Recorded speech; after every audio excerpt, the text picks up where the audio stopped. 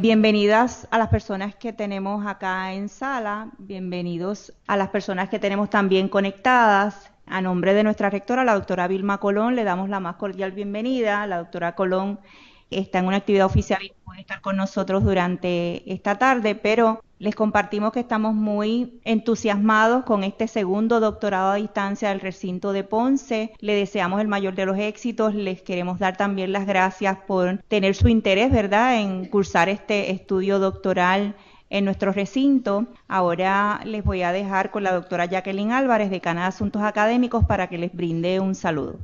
Sí, muy buenas tardes a todos los que están conectados. Es un placer compartir con ustedes en esta tarde nuestro primer grupo que recibe esta orientación. Estamos muy emocionados, como dijo la doctora Caraballo, con este segundo doctorado, particularmente porque es un doctorado muy especial y nuestra doctora Sharon Clampett, que es la que gestó este programa, nos va a explicar ya mismito un poco sobre el programa. Así es que bienvenidos, estamos muy agradecidos y estamos locos por poder comenzar con este programa. Muchas gracias, doctora Álvarez. Le vamos a dar el turno a la doctora Delma Santiago, la directora del programa graduado del recinto de Ponce. Muy buenas tardes a todos. En estudios graduados, ¿verdad?, nos sentimos muy contentos con este nuevo doctorado y le agradecemos a ustedes el interés en el mismo. Les deseamos mucho éxito. Gracias, doctora Santiago. Ahora vamos a proceder con la orientación completa de lo que es el doctorado. Obviamente escucharon nuestra bienvenida y nuestros saludos en español. De momento no tenemos personas que su primer idioma y único idioma sea el inglés, así que por eso se dio en español. No obstante, la orientación pues podría ser combinada, va a estar siendo ofrecida, disculpen, por la doctora Sharon Clampett, quien es la gestora de este nuevo proyecto educativo. Adelante, doctora Clampett. Welcome to you all, and thank you for coming to our orientation session. I would like to recognize some of the faculty members that are in the room with us today: Dr. Natalia Vélez, Dr. Lisbel Correa, Dr. Alma Rios, and of course the Dean, Omaira Caraballo, and the other Dean, Jacqueline Alvarez, and Dr. Santiago, who you will all be getting to know very well. Some of the really important people and good people to know here on the Ponce campus as the Chancellor, Dr. Vilma Colón, the Dean of Academic Affairs, Dr. Jacqueline Alvarez, Dr. Omaira Caraballo, Professor Rolando Mendez, who should be joining us soon, who's the Academic Director for Distance Education, Dr. Delma Santiago, and two people that you're going to be having a lot of conversations with, Ms. Madeline Rentas and Sarita Cortez, who are going to help you through the registration process and admissions process for the program. This program is a doctorate in philosophy, a PhD in second language research. It is designed to prepare leaders in the field of second language studies, and the program will provide students with the knowledge and skills needed to conduct high-quality research in educational and non-educational scenarios. I do want to make clear, though, that this is not a teacher education program. However, an educator in the program might carry out research related to his or her profession, and it would help them in their profession. But it is not designed to prepare teachers or professors. It's also not an ESL or TESL program. This program strives to study any second language users, and second language environments, not just English. But the program is offered in English. At this moment, that is the international language of education. Dissemination of research results is key to the investigative process, so we will be requiring students to produce publication quality research articles for most of the courses. The program is offered completely online. It does not require the student's presence on campus, and it does not have any residency requirements. However, every course will require some video conferencing sessions, so you'll be in close communication with your fellow classmates and with the professors who will be mentoring you through this process. The admission requirements are pretty competitive, And so we will have a small cohort between 12 and 20. So the groups will be small. And we will take a look at the people who meet all the admissions requirements first before those that have to meet some prerequisites, if any. And because of the nature of the courses in this program, it is highly unlikely that you'll be able to transfer doctoral credits from other programs. So although we do have qualitative and quantitative research courses in the doctoral program, they are tailored towards researching languages. So just a basic qualitative research course or a basic quantitative research course will not give you the same preparation as the courses that we have in this program. The admissions requirements include a master's degree or equivalent from or higher from an accredited university and a minimum GPA of 3.0. If your degree is unrelated to language research or language teaching, we will require you to take our Principles of Linguistics course, just for you to be able to manage the literature that you're going to have to read for this program. If your degree did not require a statistics course, either at the graduate or the undergraduate program, in other words, you don't have that course in your transcripts, then we will require you to take a master's level introductory statistics course. The one that we offer is Duke 5133, but any introductory statistics course at the graduate level will be accepted. These courses, these statistics courses, must have been passed with a 3.0, a B or higher. You must also be bilingual in English and one other language. In addition, we'll need you to demonstrate that you have some prior research experience, which means you need to know the basics of carrying out research. Some evidence that you might want to present is your master's thesis, or if you've already have a doctoral degree and you want to get another degree for the doctoral dissertation. If you did research as part of a course during your master's program and it has the basics of what you need for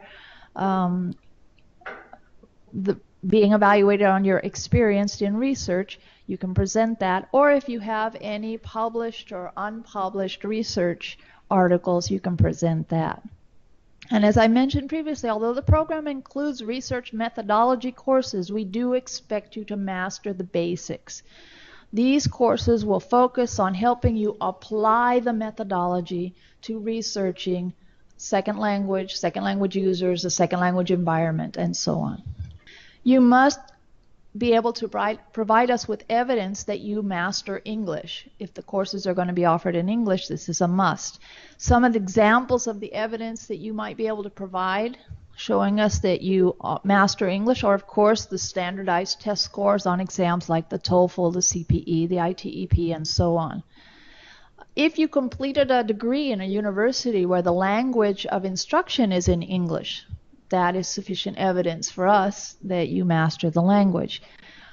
You'll also, if you completed a degree with a major in English or teaching English, or completing a degree with a major in a language other than English at an English university, that gives us evidence that you are bilingual. And we may examine other types of evidence depending on each individual's circumstances. We also need to evaluate that you are proficient in an additional language. If you are bilingual, your first language is English and you have another language, a second language already mastered, that's fine. If your first language is Spanish and you did studies in English, that's fine. We do not want to penalize you and make you learn another language to be admitted to the program. If you are bilingual, you need to prove it. The standardized test scores for different languages are also available.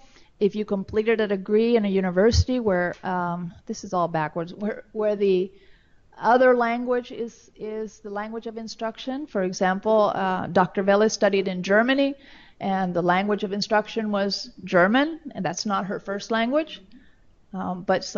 She definitely qualifies as bilingual in her first language, Russian, her second language, German. She learned English as well, and now she's fluent in Spanish. So that's the kind of faculty that you're going to be working with in this program. We may ask you to give an oral presentation of your work, your research work. That may be a way that we can determine your proficiency in English or the other language if we have the speaker available. When we're evaluating your prior research experience, we need to see what you have written, and we're going to look at your general written expression. We're going to look at the problem and the theoretical framework, the literature review, the research design, the methodology, and the discussion, the interpretation, and the argument. We won't ask you to do an interview or an oral presentation unless we need it to confirm proficiency in one or other of the languages. This will be done by a committee of professors who have specialized in research methodology and in language instruction or language learning. So let me tell you a little bit about the courses. The first courses that you'll take if you're admitted to the program are reviews of research methodology and focusing on how they will be applied to the research of a second language users, or second language environments. And as I mentioned, you do need to be somewhat familiar with the basics of these methodologies, but you'll have a course in quantitative analysis, qualitative analysis, and we have a separate course on action research, focusing on the participatory and social aspects of this type of methodology, not classroom research. The rest of the courses will be focused on a particular area of second language research. Approximately 1/3 of the course will be instruction, if you want to call it that. We'll be examining with the students different approaches that we can take to study that particular aspect of language. For example, oral language or written language, reading, the social aspects of language. And we'll take about 1/3 of the course to just kind of examine the possibilities for researching that particular aspect of second language. The other 2/3 of the course will be researching. You'll be creating that publication quality article that is required in each of these courses. And your professor will be your mentor, helping you through this process, helping you with collecting data, analyzing the data, choosing what's the best way to go about these approaches, helping you find literature that you need to complete this study. The curriculum is by trimester. That's why I say 1/3 of the course will be teaching, looking at different ways to study a second language, 1 month, more or less. And the rest of the trimester, 2 months, 2.5 months, will be you working on your research. The program costs are estimated, the entire program, between $13,300 to $15,158. That depends on whether you take 1 course per trimester or if you take 2 courses per trimester. The fees are by trimester. So if you take 1 course per trimester, it's a little more expensive than taking it 2 at a time. Also, this may vary if you have to take any prerequisites, because the prerequisite courses are not included in that initial fees. And of course, if you repeat any courses, and we also have 3 extension courses for the dissertation. In case your dissertation is more complex, can't be completed in 1 trimester because of the data that you're collecting or the analysis that you need to do, you do have a possibility of taking an extension, up to 3 extensions on your dissertation. This is an online program. So we do need to make sure that you have the technical ability to complete it. So we need to make sure that you master programs like Blackboard, word processors, presentation programs, and so on. And we may require you to take a technological induction course. It's just like a little mini course to make sure you understand the kind of technology that you'll be required to master. You should have an up-to-date computer. Any kind of research is going to require a computer that isn't going to crash on you because you have too much data. You need a high-speed, reliable internet connection, and emphasis on reliable. If we're going to be doing video conferencing and we're going to be communicating constantly through this online platform, you need for your internet not to be crashing on you. And you'll need headphones and speakers, microphones, and a webcam for these video conferences. These are all pretty basic requirements. If you have a good computer, all of these aspects will be available for you. In order to graduate from this program, you must approve all the courses with a minimum of a B. You must complete, present, and defend a doctoral dissertation. However, we do not require comprehensive exams. We do expect you to complete the dissertation requirement within 4 terms after successfully defending the dissertation proposal. So you will have a course for preparing the proposal. You will defend your proposal. You won't be able to register into the final dissertation course until you have successfully defended your proposal. And then you will have 1 term to complete your dissertation and 3 additional extension terms if you need them. Financial aid for this program is available through federal student loans. There's also several grants and scholarships available that you would need to request on your own. They're out there, especially for Hispanics and Hispanic women in particular. And of course, it does qualify for veterans services and financial aid assistance through the military. If you need more information, there's a link here for you you can copy that down if you want, and we'll send it to you in an email afterwards. But you just go to ponce.inter.edu/ed and look for the graduate programs, and you'll find all the information you need there. Tentatively, the last day to submit all the documents required for admissions is January 17th. We would be evaluating them by January 30th and notifying the candidates if they've been accepted to the program by February 17th, and the classes begin on February 27th. Yay! So exciting! So that's all I have to say. How about if you have any questions? You can text them or activate your microphones. Can you activate? Okay.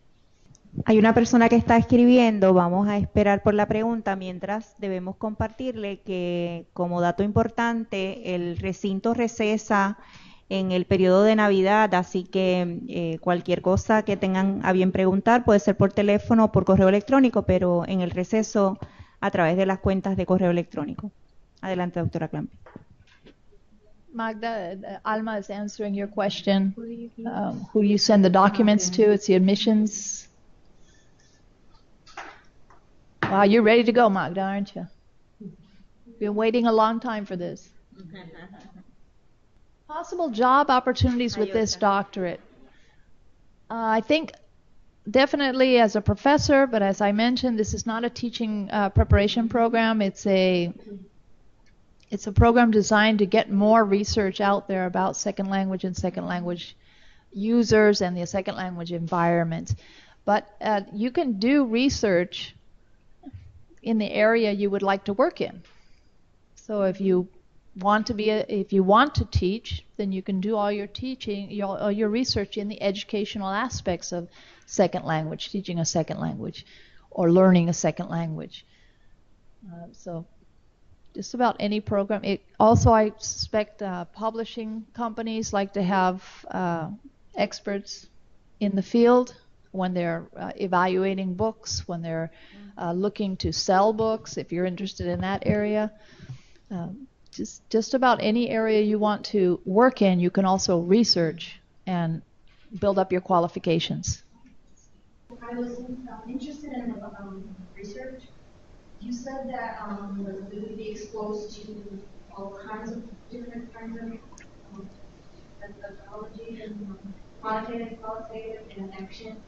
When the person does their dissertation, do they choose which type of? Yes, you would choose what type, obviously together with the person who's mentoring you, guiding you in that area. But by the time you get to your dissertation, you've already created 5 or 6 research articles. So you're pretty well familiar with what kind of methodology you would use and where you would use it, how you would collect data. Language collection, the data collection in language studies is the different part, the really different part. Can you repeat her? She's asking me, Professor Linda Mayo is asking me if that we're looking at different types of research methodologies, qualitative, quantitative, and action research. And she asked that when we get to our dissertation, do the students get to choose what type of methodology they're going to use? Yes, together with their mentor, they will choose the appropriate methodology for the research they want to carry out. Okay, do we have any more questions? You can write to the email that Alma gave you, graduados, and they will forward the questions to me. If they can't answer them themselves, then I'll be glad to answer any questions that you have.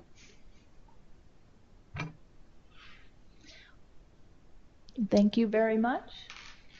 I guess that's all for today. I thank you all for coming. Good night. And have a good evening.